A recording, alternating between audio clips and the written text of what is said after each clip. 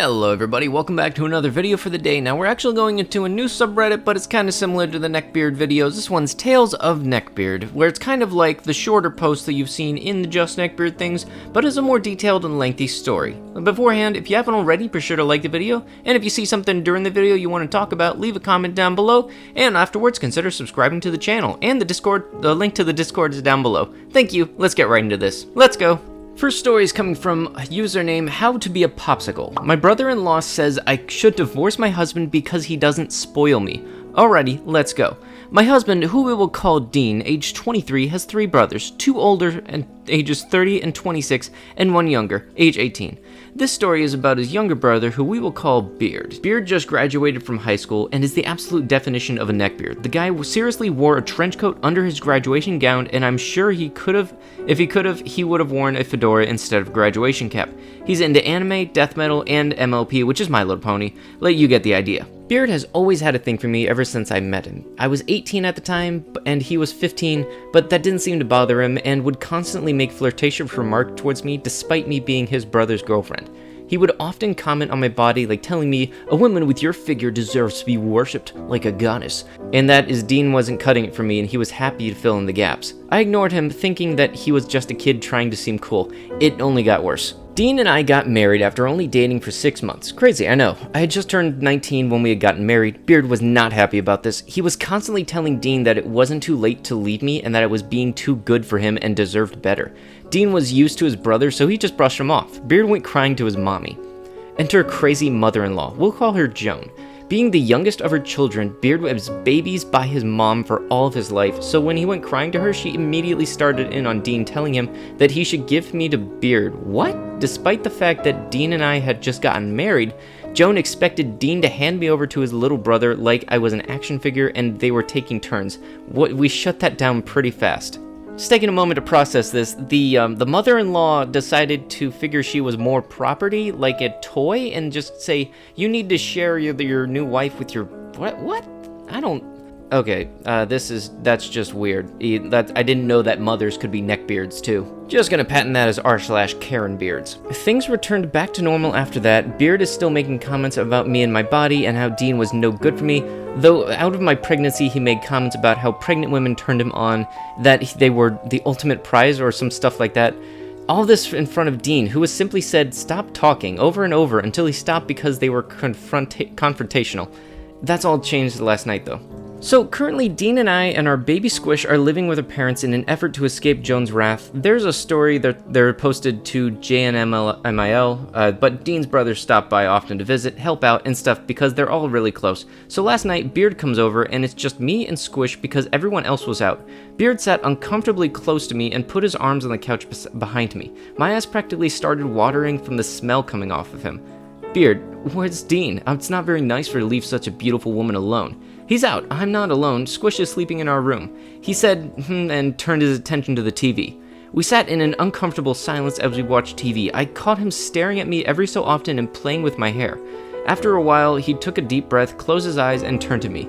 OP, can I be honest with you? Oh, God. Sure. I've been in love with you from the moment you came through my front door. You're truly the most beautiful woman in the world, and I want you to feel special. Dean doesn't deserve you. He doesn't spoil you enough. If you were mine, I would give you everything and you wanted, and would always be there with you. So what do you say? Completely lost for words. Then he pulls a ring out in his pocket and gets on one knee next to me on the couch. Marry me, OP. Please, make me the happiest man alive. Marry me. Dean must have shown up sometime during his speech because he pulled Beard up by the back of his trench coat and turned him around so they were facing each other. What do you think you're doing? I'm saving her from you. You're not good enough for her and she deserves better. Dean, still holding onto his coat, proceeds to punch Beard to the door. I don't want you to see her anymore. OP is my wife. Understand? She is mine. You will never get her. Ever. Understand? Never. Dean slammed the door behind Beard and turned to me before joining me on the couch. Beard called a couple of times and left voicemails, apologizing to me while still being creepy and calling me a goddess. After the third call, Dean threatened to call the cops, which seemed to shut him down.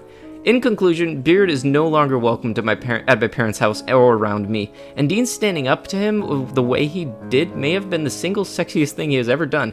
Sorry, Beard, you're not gonna get me. Okay, I'm not even joking when I ask, how stupid do you have to be to ask someone to marry you when that person has already just gotten married and has a little baby squish? Like, okay, I'm kind of thinking after that whole confrontation, that whole saying it's the sexiest thing, you know, there might be another baby squish on the way. Best of luck to both of you, and I'm sorry to hear about what happened in all this stuff. Our next story comes from username ThatBigIrishGoo23. My cousin the Neckbeard, a Thanksgiving story. I was hoping to get through the holidays without having any strange or cringy or just downright goofy encounters with anything even remotely resembling a neckbeard. It seems, however, that Spooky and I are magnets for these kinds of stories, one such incident happening just 2 days ago. As I've stated previously, Spooky and I are engaged, and this being our first Thanksgiving at the fiancé's, we decided to take both of our families over to my apartment for dinner. I would handle the cooking, Spooky would handle the entertainment, and we pictured in our heads this lovely evening of family time. As you might guess, this didn't happen because my parents decided to invite my cousin Benny. My aunt and uncle were vacationing in Tampa for the holidays, and my parents had agreed to watch my 15-year-old cousin Benny,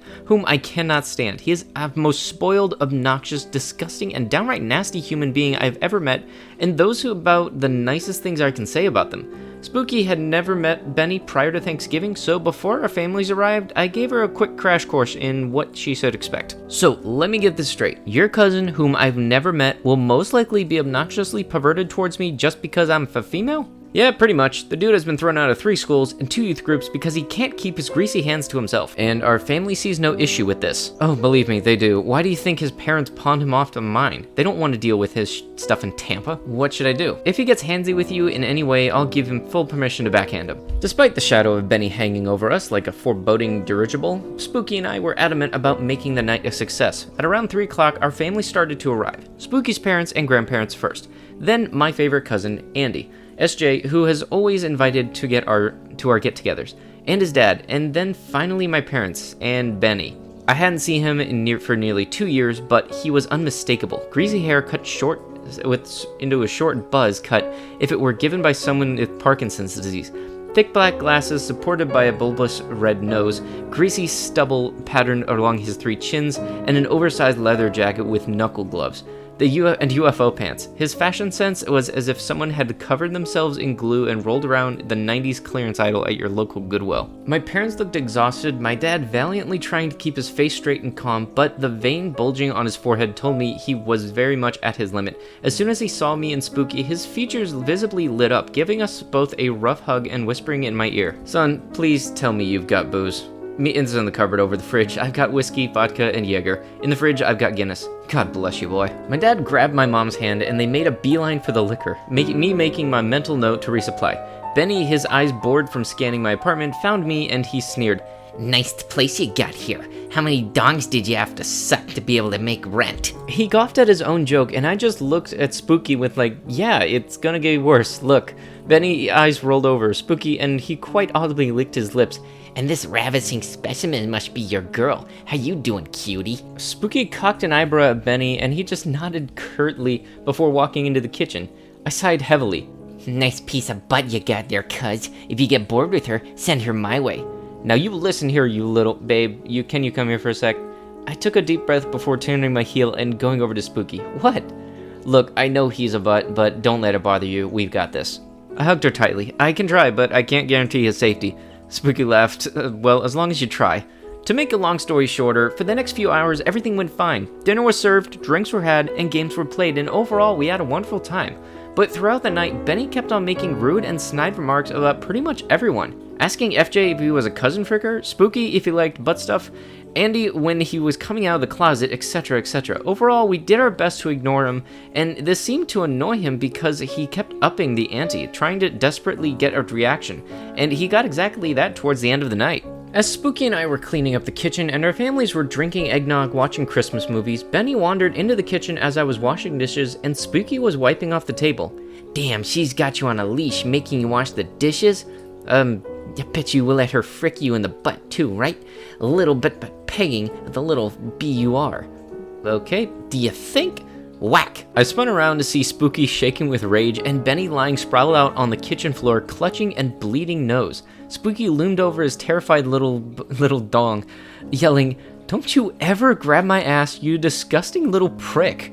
I glared at the bleeding Benny with pure rage. "You touched my fiancé? What the frick is wrong with you?" By the time our families had piled into the kitchen, mine and Spooky's dads were dragging Benny away, and our moms doing their best to calm us down. Benny could be heard wailing about how his parents would sue us, and that he would file charges. Until it seemed like my dad had enough of Benny. "No, you listen here, you brat. Whatever Spooky did to you was probably justified. My son welcomes you into his home, feeds you, and puts up with your stuff all night, all you were acting like a rude little prick that you are. And now you have the balls to grab his future wife and act surprised when she snapped? I will call my brother myself and tell him what a horrified piece of human garbage you are. And if he has a sense, he'll cart you off to military school as soon as he gets home." My dad continued to yell, until finally he marched Benny down to their car. My mom told me she would probably go with him, otherwise my dad would kill Benny. So one by one our family filed out, giving us hugs and saying we were perfectly in the right. Spooky and I spent the rest of the night drinking and watching The Grinch, wondering if Benny would try to come after us with a lawsuit, if my uncle wasn't understanding at our circumstances and swallowed whatever BS story Benny comes up with, but that's a worry for another day. I was honestly getting Sweet Home Alabama vibes off of the title alone, but just seriously, how creepy do you have to be to like sexually assault your what is it, sister-in-law, I think? Sister-in-law. But like seriously, and you think that you're in the right. Why? Like he's not only creepy, he's also dumb. In the very off chance that this guy has lost enough brain cells to try to sue them or do anything legal to them, I would say that they might as well countersue him for the sexual harassment, and yeah, just pretty much that. Because seriously, if those parents have the guts to be able to just kind of fling their son onto the extended family because they don't want to have to tolerate him for the holidays and then go to Tampa or like for a vacation, then they could probably afford a lawsuit against them. Because this whole situation kind of seems like he was flung there because of daddy's money or something like that. But with that, that's gonna have to it for the video. If you liked what you had seen, be sure to like the video, comment down below what you thought about the video, and I'm honestly wondering what you did think about this video, because I wanted to do more of these, and this is the first one, and I know it seemed kind of rough with the editing, but let me know, and I'll be sure to see you guys in the next one. Thank you, and bye-bye.